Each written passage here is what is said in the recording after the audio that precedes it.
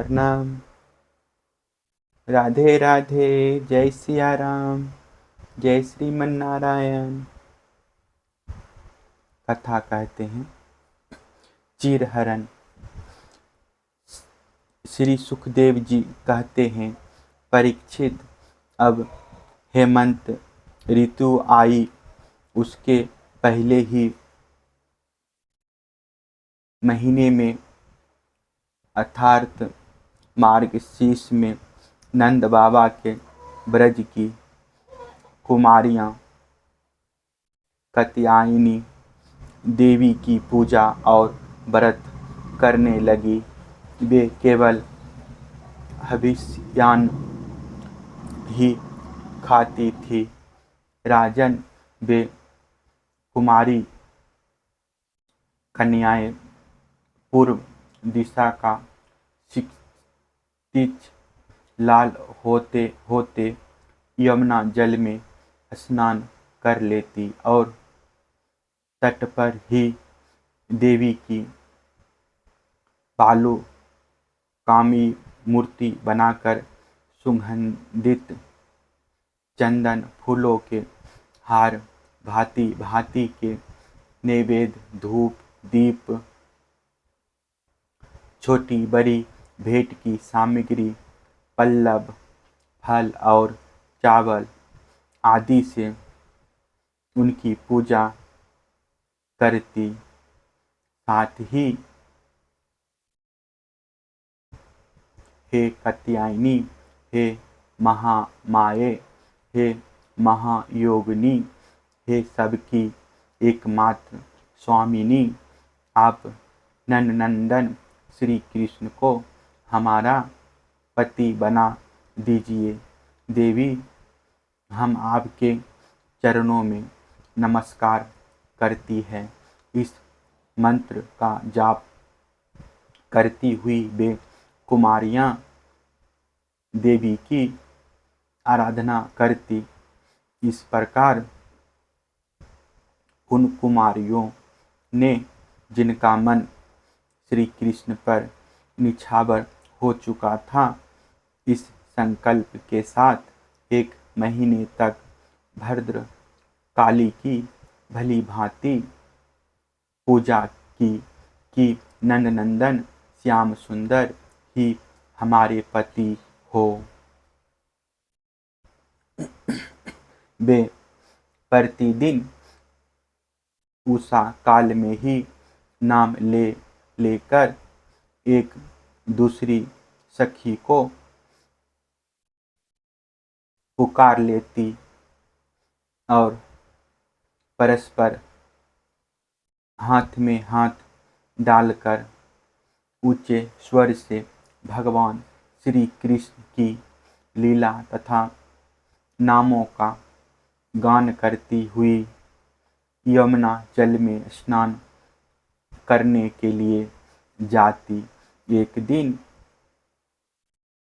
सब कुमारियों ने प्रतिदिन की भांति यमुना जी के तट पर जाकर अपने अपने वस्त्र उतार दिए और भगवान श्री कृष्ण के गुणों का गान करती हुई बड़े आनंद से जल क्रीड़ा करने लगी।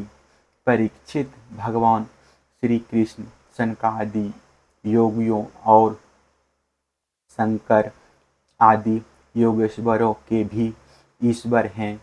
उनसे गोपियों की अभिलाषा छिपी ना रही।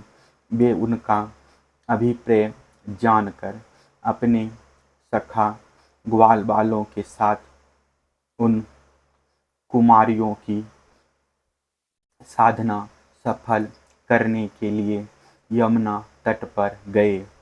उन्होंने अकेले ही उन गोपियों के सारे वस्त्र उठा लिए और बड़ी फुर्ती से वे एक कदम्ब के वृक्ष पर चढ़ गए।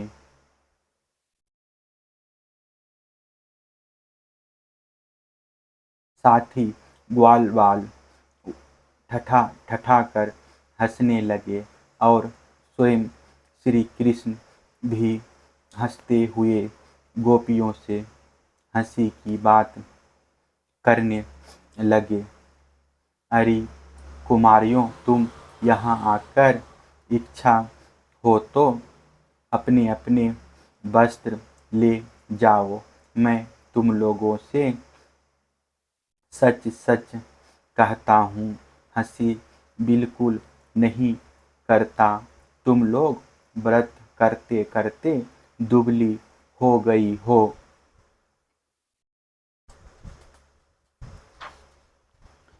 ये मेरे सखा ग्वालवाल जानते हैं कि मैंने कभी कोई झूठी बात नहीं कही है।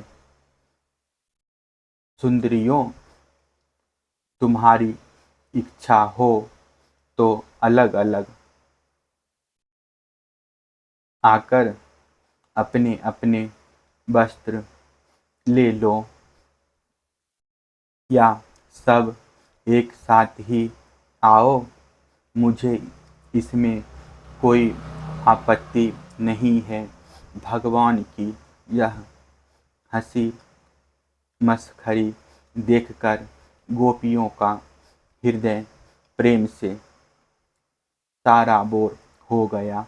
वे तनिक सुकुचाकर एक दूसरी की ओर देखने और मुस्कुराने लगी। जल से बाहर नहीं निकली।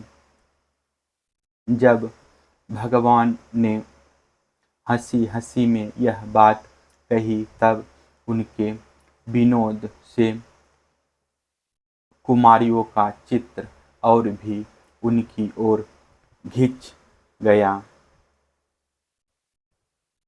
वे ठंडे पानी में कंठ तक डूबी हुई थी और उनका शरीर थर थर कांप रहा था। उन्होंने श्री कृष्ण से कहा, प्यारे श्री कृष्ण, तुम ऐसी अनिति मत करो। हम जानती है कि तुम नंद बाबा के लाडले लाल हो, हमारे प्यारे हो। सारे ब्रजवासी तुम्हारी सराहना करते रहते हैं। देखो, हम जोरे के मारे ठिठुर रही है। तुम हमें हमारे वस्त्र दे दो। प्यारे श्याम सुंदर, हम तुम्हारी दासी हैं।